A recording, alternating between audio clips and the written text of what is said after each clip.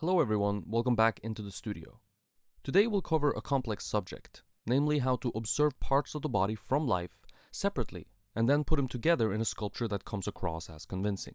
Yet in a pose no model could hold. If you enjoyed the video, like and subscribe, and if you want to learn more, check out my Patreon where you can get instant access to over 50 hours of in-depth videos on all things sculpture. Let's get into it. Before any of that begins, I figured it would be a good idea to show you how the armature is being built. There isn't much magic here really, but a lot of people ask about it. It seems to be a hurdle for beginners that is hard to overcome. So let's talk about it. Here are the tools of the trade, the tools that I'll be using to make this armature, and it's pretty simple stuff. The most important item is of course the armature wire itself. I get aluminum armature wire from Taranti, and you can find links to their online store in the FAQ post on Patreon linked in the video description below. To start here, I'm going to cut 4 equal length parts. These parts will become my legs and also the torso. They will all attach to the external armature support, which runs vertically through the center of the torso. I like to have a vertical component to the external armature as it makes it easier to attach the wire for arms and legs too, as opposed to trying to attach vertical wires to a horizontal external support. And it adds a lot of strength through the torso of the figure where most of the clay weight will be located as well. In order to add even more strength through the torso, I attach a thicker piece of wire here as well. This will just add more strength, and since the sculpture is big enough to where the armature is mostly going to stay put, especially throughout the core, and the sculpture gets built around the armature, there's no need for flexibility through the torso of the sculpture. Depending on the size of sculpture that you're making, you'll find that on some pieces it's better to build the sculpture around the armature as opposed to bending the armature so that it fits within your sculpture. Sometimes we sacrifice flexibility for strength when it comes to armature, but that's a sacrifice I think is worth making, at least in this scenario. The armature for the arms is attached to the core as well, adding even more strength to it. The wire for the arms consists of 4 wires again. This time we're doubling up on the arm wire until we get to right below the elbow. And the arm wire is too long, but I'll cut that down later. The armature for the arms is attached to the core as well, adding even more strength to it. The wire for the arms consists of 4 wires again. This time we're doubling up on the arm wire until we get to right below the elbow. And the arm wire is too long, but I'll cut that down later. Having a decent idea of where the pit of the neck falls from here on out, known as the PON, is going to be important since the armature can get in the way. We want the wire to fall somewhere here inside the figure, giving us room to sculpt around the neck. And you can see the arm armature wire extending out from the bottom of the sternum and not all the way from the top of the ribcage where the neck is. My external armature is made up out of plumber's piping, which holds together by attaching to itself, sort of screwing into itself. And you can certainly use anything here. You could probably bend rebar or weld something together for yourself. It doesn't really matter. This construction sits outside the clay and removes the need for attaching the wire of the legs into a base to support the figure so that the figure can stand. This lets you use thinner armature wire for the legs and also lets you pick the final pose for the legs later down the line, when the clay is up there and you can actually see your sculpture a little bit more clearly.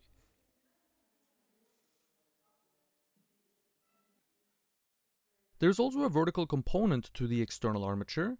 This section does of course become internal once the clay is on there, so it's not really part of the external armature, if you will. This vertical section sits within the torso and provides a lot of strength to keep the torso from flexing and flopping around. I usually prefer, if there is space, to have a solid section of armature running from the middle of the pelvis up to about the bottom of the sternum. We've come to the sculpting portion of this video. The topic of today, dynamic figure fusion, is very complicated. I'll cover basic concepts that you need to know in order to even start something like this yourself and understand me as I explain. If you've gotten this far and you're one of the 66% that's not subscribed to the channel, do yourself a favor and hit that subscribe button and the bell button to turn on notifications. I'd really appreciate the support. The first concept we're going to cover is called the box. The pelvis is a very complex form, and most of it is hidden below the surface. A box is much easier to build, of course, and it's going to represent key points on our pelvis, or it's going to have key points on our pelvis represented on it. Points on the box we're looking for here are the aces points, which are visible on the surface, the bottom of the pelvis, around the pubic symphysis or the crotch if you will, and finally we're looking to find the pieces points in the back, usually also visible on the surface as these two dimples above the sacrum. The next concept we need to consider is the egg. The rib cage, also referred to as the egg, is the next bony mass that makes up the core of our sculpture. The rib cage is of course not one bone but many bones, but in order to keep things simple, we're going to think of it as one mass, or one big bone if you will, and the reason we call it the egg is of course because the rib cage, from the front and from the back, is shaped like an egg, more or less. Now from the side view, it's sort of like a squeezed egg or a flat egg if you will. There are key points to find on the egg, just as the box, points where the bones reach the surface that we're going to think of as more important and use to help ourselves in sculpting.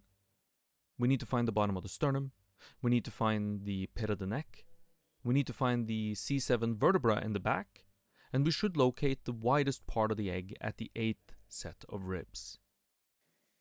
The final concept we'll cover is observation on equal terms. Observation on equal terms is perhaps the most important concept that we have, and to me it's the most important thing I was ever taught in sculpture, I think. It simply means that we need to position ourselves so that we're looking at the model in the same way we're looking at our sculpture. And I think it can best be explained by considering how difficult it would be to sculpt something accurately if we didn't. Using this concept of observation on equal terms, 4 views is going to be all we need to achieve our goals. If we can find the outline of our sculpture from 4 views and draw a little bit of the anatomy in between, each view at 90 degrees to each other, we're going to be able to rather easily fill the spaces in between with clay and volume and end up with what seems like what is rather, a round sculpture. So how are we going to manipulate this concept to achieve our needs here in this sculpture?